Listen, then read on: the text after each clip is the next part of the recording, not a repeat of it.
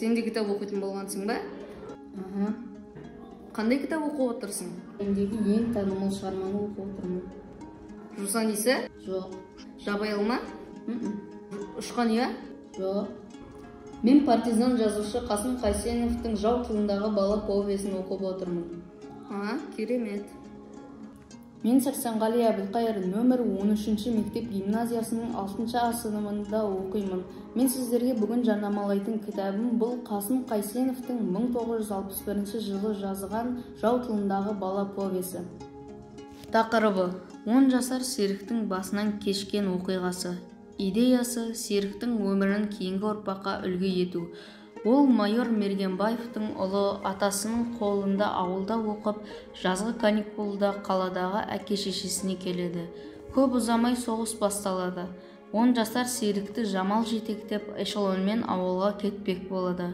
Жау бомбалап, эшелон қирайды. Жамал жау оғынан қаза табады.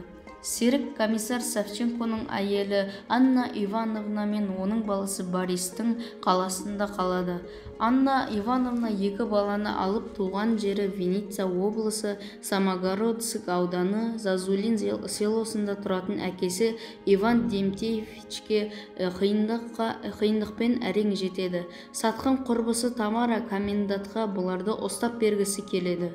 Астыртын ұйым басшысы Олейниктің байланысшысы Алексей жасырын үй тауып беріп көмек көрсетеді. Жанкештілікпен отан үшін алысқан партизандар сәулетті қала мен күл болған селоны немістер тірідей көмген әке-шеше, іні қарындастарды көрді. Бостандық үшін, болашақ бақыт үшін аянбай алысты.